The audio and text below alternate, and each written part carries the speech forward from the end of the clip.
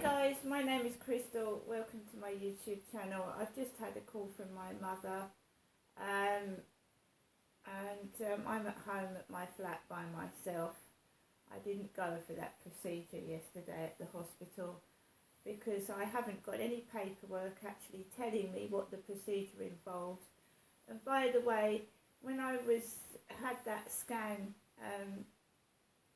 the other day, I think you're supposed to sign a bit of paper. Nobody asked me for my signature to sign for that scan.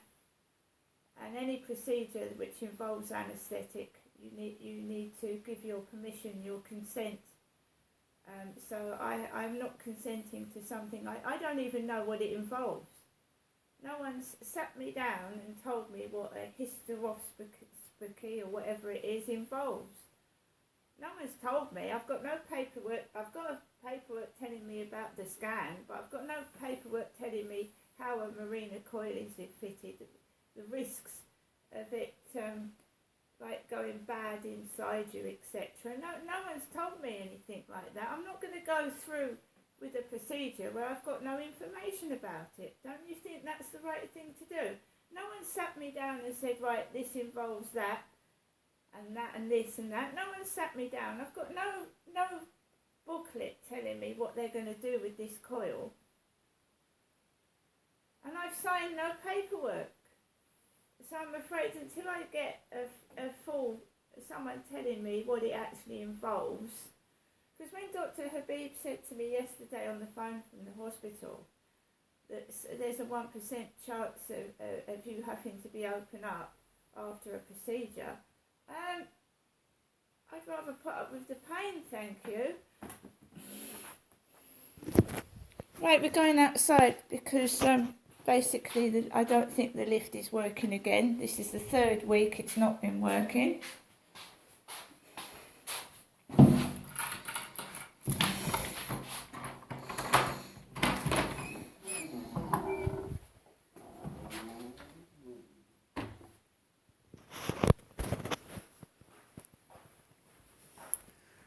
Stuck on the second floor for ages.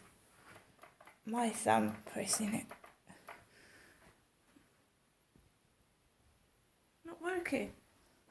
As you can see, it's frosty outside. There's frost on the cars. That is Rochester railway station from the back of the flats.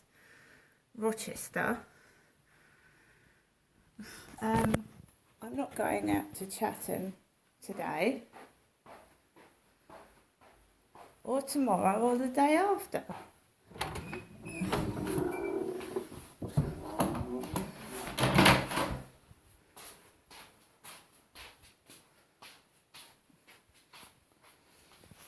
I've been waiting for ages because, you see, I've heard other people say it as well, it's not just me.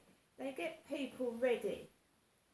When they know that you're going somewhere, they get people ready to annoy and to frustrate.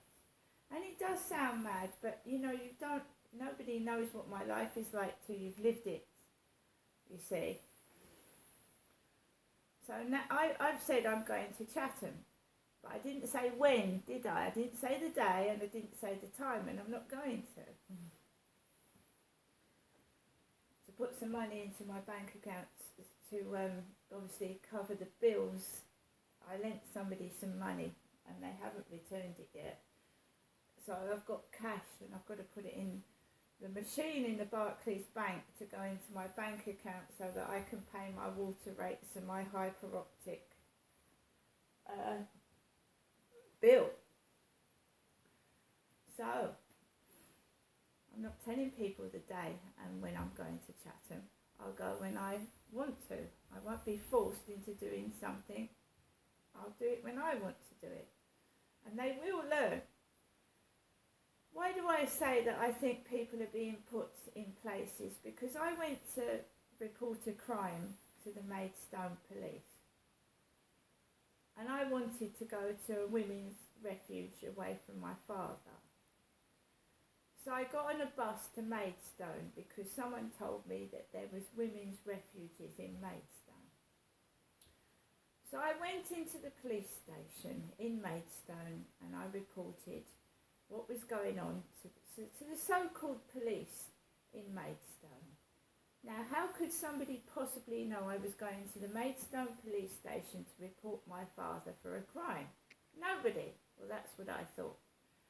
So I got off the bus and specifically with the intention to go and get myself to a place of safety. Walked into the Maidstone Police, which is the headquarters of the Kent Police. I was told to sit in the waiting room. There was a large woman opposite me with turned up jeans like Jennifer. Massive woman with big legs with turned up jeans at the bottom, reading a book. And I just thought, here we go again. They're trying to make out I'm Jennifer, who's got a mental health illness, and they're not going to listen to a fucking word I'm saying. Why do I bother? I was taken into an interview room with a bloke, and I was talking about serious things that had happened to me, and it wasn't taken seriously at all. And he turned round and he said to me, "You can't report that to the Maidstone Police. I'm afraid you're going to have to go back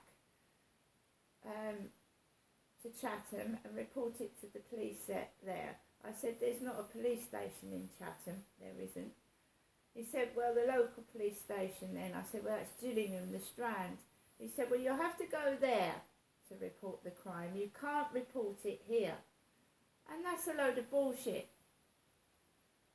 That's a load of fucking bullshit, isn't it? I was given a load of crap and balls and bollocks, and I ended up getting so fed up that I went shopping, and I remember buying a PlayStation, old PlayStation, in a charity shop, and going around the charity shops in Maidstone. And I was just too fucking fed up, and I went back home. And what my dad was doing happened to me again. So don't tell me I never reported my father and that I liked what was happening to me, because I fucking didn't. But this is all I was getting. You can't report a crime to the Maidstone Police. You're going to have to go back to Gillingham to report it. And all the time, the stooges, the crap, are wearing my mother's jeans. Big, large ladies, big jeans with turned up at the bottom, trying to cover up my father's crimes all the time. Another thing I was told, "Oh, that happened 2 years ago, you can't report it now." That's bollocks and bullshit as well. Any woman that has suffered an alleged rape is entitled to report it. Right? It's absolute disgusting bullshit I've been fed. Absolute bullshit. Hi guys, my name is Crystal. Welcome to my YouTube channel. My mum has just rung. Alexa, what's the time, please?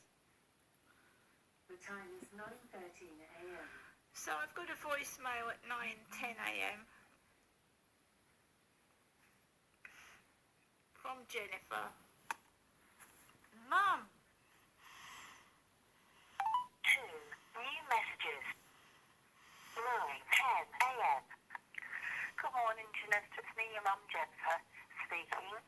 Hope you have a good day. I hope you got all right yesterday and everything was all right. Okay, Janessa, give me a ring whenever you like. Okay, thinking of you. God bless.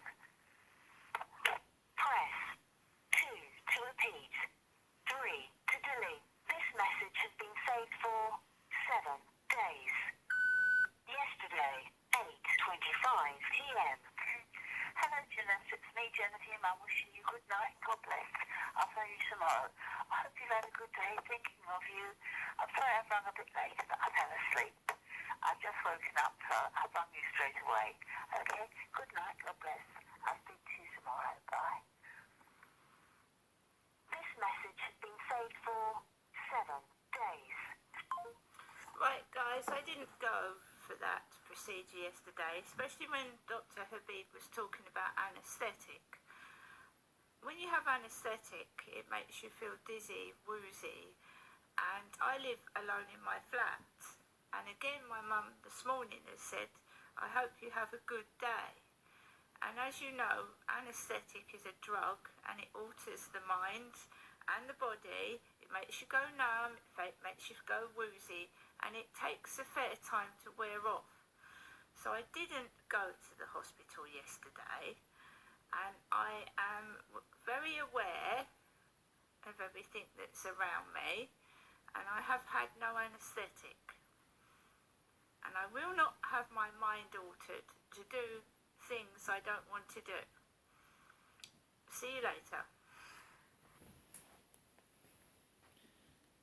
I don't know if anybody noticed it, but that second message, that second answer phone of my message, of my mum's message to me, that second answer phone message, sounded like it had been taped.